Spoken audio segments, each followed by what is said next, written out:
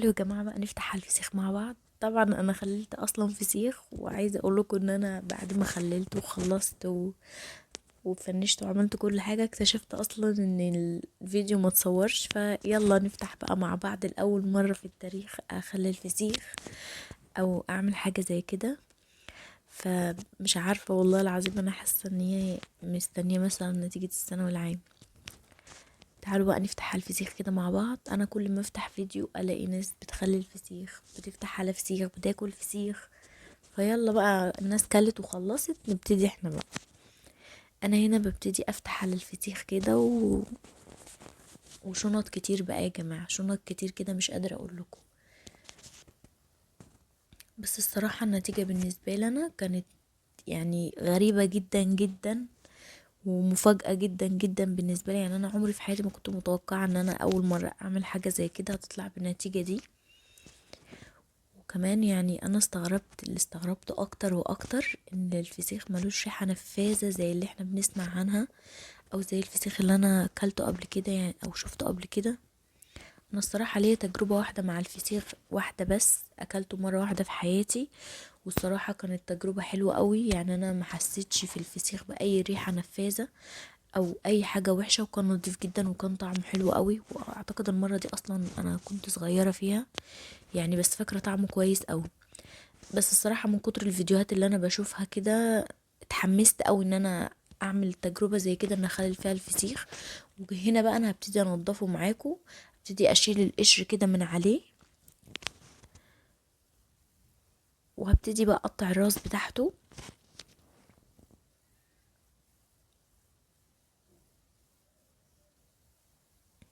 يعني انتوا شايفين غشيتوا بقى النتيجة بتاعته كده، انا مش مصدقة بجد والله. انا عمالة افتح بالسكينة وبص، افتح بالسكينة وبص. هنا بقى نشيل الراس كلها، هنفصلها تماما عن جسم السمكة، وابتدي بقى افتح البطن بتاعها كده.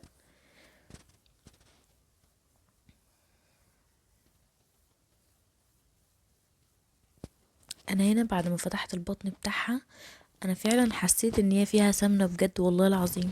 ايديا اصلا والجوانتي اللي انا كنت لابساه والدنيا كانت عاملة خالص من كتر السمنة، ما شاء الله بجد. يعني انتوا شايفين بقى الجمال ما شاء الله، لون الوردي اللي بنشوفه في كل الفيديوهات، وبنبقى بجد عايزين ندوق بجد طعم. يعني انا مش متخيلة بجد ان هو يطلع باللون ده او بالشكل ده او بالنظافة دي كمان.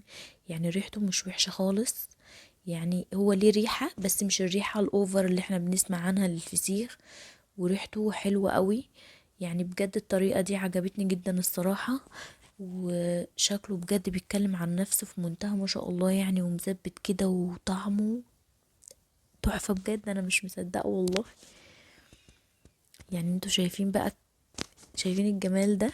انتوا مصدقين ان هو متخلل في البيت يا جماعة، واول تجربة ليا؟